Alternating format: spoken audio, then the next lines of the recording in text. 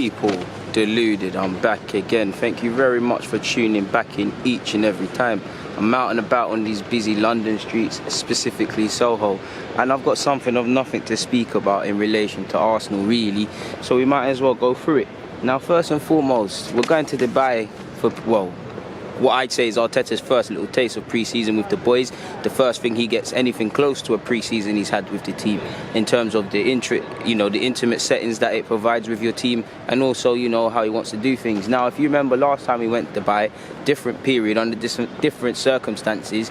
It's almost like when we went to Dubai, it was the beginning of the end for our season. I'm not saying Dubai is why we failed. Dubai is not why we had the season, why we didn't have the season we wanted. I just felt it's worth mentioning that. Obviously, not to keep going over the same topics, but in relation to Arsenal and Dubai, you're hoping that Arteta is allowed time to implement his tactics and get to know his players actually beyond football and, strengthen the bond and whatnot. And also help with togetherness. There's a bit of integration to be done, Suarez, Marie, new players and whatnot. It gives them time to gel with their new teammates, maybe even come out of their shell if they're in one. And then for Arteta, it's obviously a time to reflect people, because in his 9 games in charge, we've conceded 8 goals, 4 against Chelsea. So we've improved defensively a tiny bit. We've only lost once. In fact, we're undefeated in 2020. So while there's still a long way to go, there's a lot of perspective. We've still conceded 16 goals in 9. Before the 9 games, in the 9 games played before, we lost 4 times and conceded 16 goals. So we're not anywhere near a good, or anything I would describe as a well-drilled defensive team and whatnot. But there's been a willingness to improve in that. And all the team, whether someone makes a mistake, previously you saw people's hands in airs. Now you see people chasing down lost causes, and our players are getting to grips with the fact that our first attacker is our goalkeeper Leno, playing out from the back, and our first line of defence is Aubameyang, Lacazette, whoever plays through the top. And yeah, it's been a good collective effort. We've got a long way to go. Obviously, individual mistakes, and what else have we got? We've got individual mistakes, lapses in concentration, obviously burning out. All of these things are still prevalent, but we're trying in it, people. So hopefully we can quantify where we've gone as a team and move forward in the future.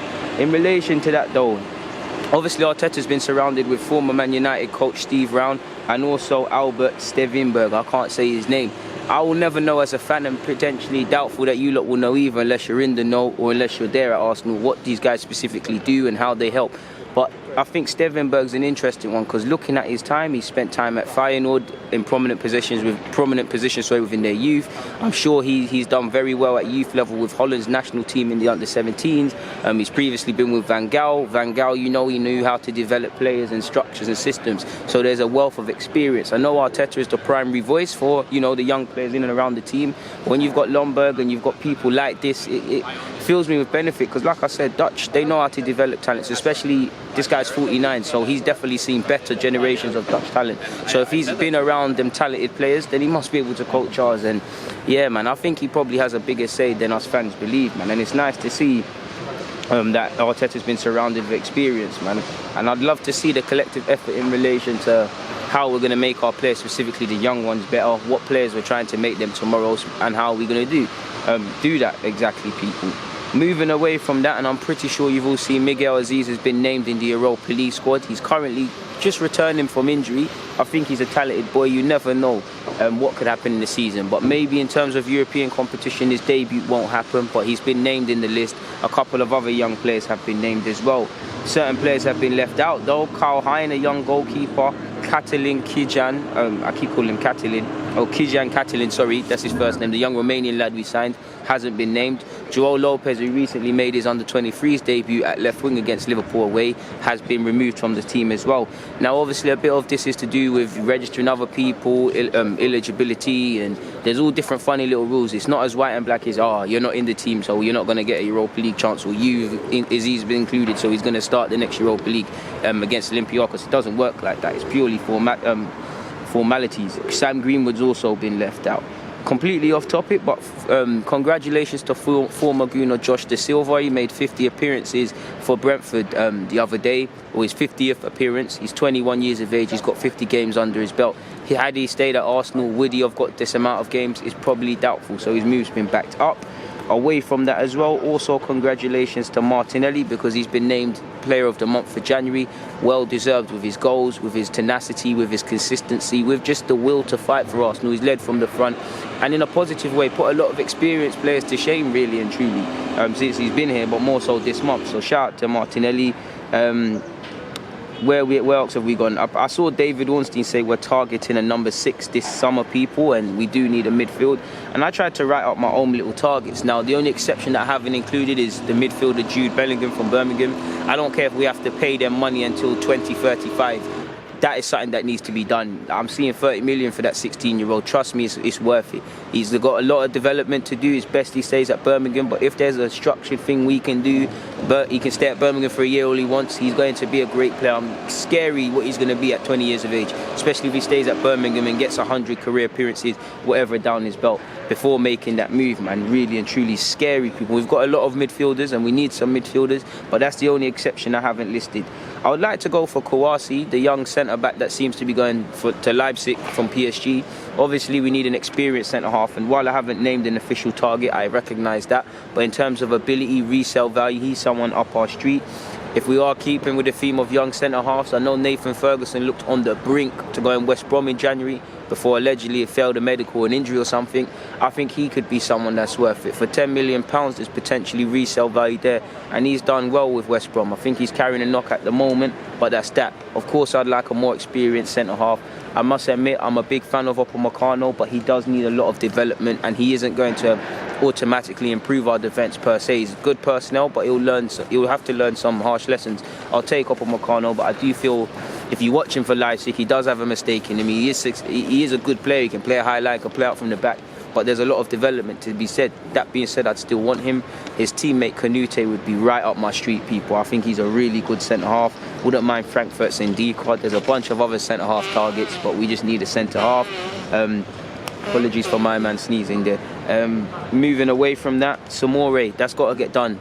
He's apparently had bids from Wolves, from Liverpool, from United. He's wanted by PSG and Madrid, so it probably makes it a myth for Arsenal. But if Newcastle can have a £45 million euro odd bid rising to 50, I believe, accepted, and the player rejected the move to Newcastle, where they tried every charm from getting, French international teammates to FaceTime him, we must be able to do that. Our midfield is like 55 million is a no-brainer. How much money we're able to spend, I don't know, but Leo are allowing us to structure the payment for Pepe very well. They know how we work. Is that something along our streets, especially if we go for that young centre-half Gabriel as well? Samore is someone that needs to be done. Szoboszlai, you're hearing 15 to 20 million euros. That's something that's got to be done. Very creative midfielder, can break the lines. Obviously 18, 19, so he's still young, but that's someone up our street. Another player who's out for a decent amount of time with with an injury at the moment, 18-year-old Vestishin. I think he can break the lines. My first target would have been Dali Almo, as I've said before, and he actually scored yesterday for Leipzig, but we've missed the boat. I would, obviously, in an ideal world, I would love to bring in the Kai Havertz and these elite or going to be elite creative players, but they're going to cost a pretty penny. So we'll potentially have to go for a lower profile one, or go for one that can develop to be that 10 assists, near enough 10 goals, 10 assists man. I think Yuri Vestishin can. He's 18, he's made his Belgian full international debut. He can break the lines, he can carry a ball. Him and Yacine Adli would be up my street, and there's a bunch of others. So there would be someone I'd be going for. Obviously, there is a case to sign another winger, and there is a case to, in terms of, for many different reasons, people, whether it's contracts, form, wanting to move them on. I thought about the players. Obviously, not everybody in this list I'm saying to sell, but I quickly, off the top of my head, before I went out for lunch, tried to think about players whose futures need to be decided, or futures could be up in air for a variety of reasons at Arsenal. Not speaking about the academy players, but I think Kolasinac, obviously there's 3 left-backs, he's on high wages, remains to be seen. Aubameyang, Lacazette and Mesut Ozil for obvious contractual reasons. Mustafi, Mavropanos, Luiz, decisions will have to be made over them. And there's obviously more players, but these are players that would probably be in my thinking if I was Arteta to make a decision, a collective decision with the club. Are they staying, are they going? If not, let's try and bring some money in of some sorts. Luiz isn't going.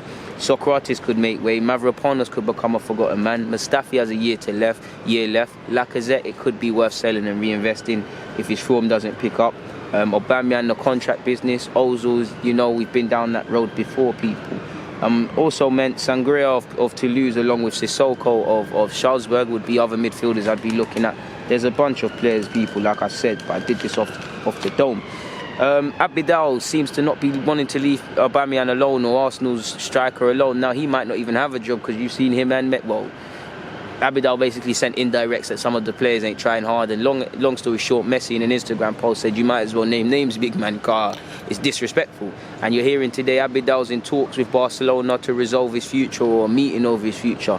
Is Messi going to get him out of there? Who knows? But this man said on Aubameyang, he hasn't said we're necessarily going to go for Aubameyang, but he's recognised the need to revitalise the Barcelona side and potentially bring in another striker, regardless of Suarez's future/injury.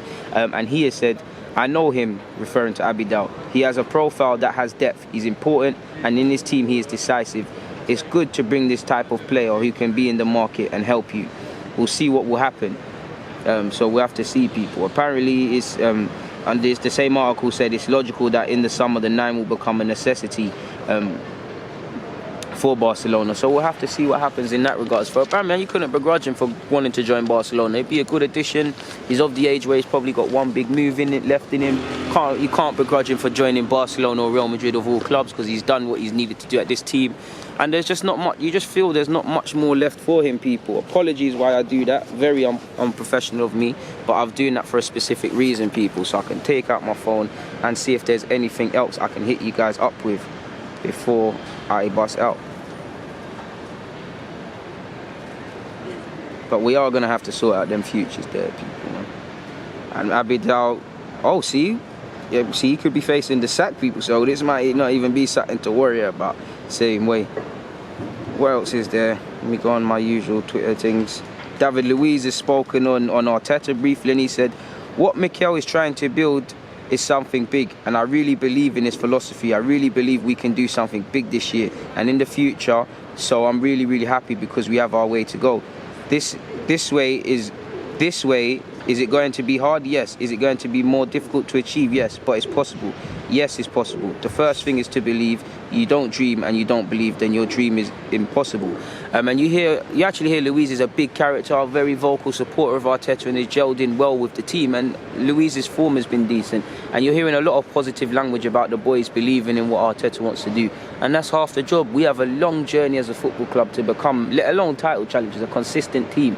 We've showed some steps in the right direction, some bright moments, but we're still going to go through teething problems. Even when we get back to that, there's still going to be tough periods, and it's how we will manoeuvre them, people, and whatnot. The key thing we can do for this lesson, for this season, for the players and Arteta, is obviously to learn from mistakes of this season, both for Arteta, obviously tactically and mentally, with some of the players who can he and can't rely on, and obviously for the players, I don't want to see you in similar situations away from home, or big games at home where we're doing the high intensity thing and we're blowing after 60 minutes. Next season you want to see an improvement. Oh God, you want to see us a bit street smarter in regards to that. But yeah, I haven't really got anything more to say, so I'm going to stop spamming you lot for today, at least with YouTube vids. So I'm going to get out of here. My phone's on 5%. I think I'm actually 5 minutes late from my lunch break. Hopefully we don't lose our job, eh? Yeah, man, I'd love to do full-time YouTube anyways, but we don't have enough subscribers or money for that. But on that note, people, it's always a pleasure speaking to you lot. Till we touch back again, DG.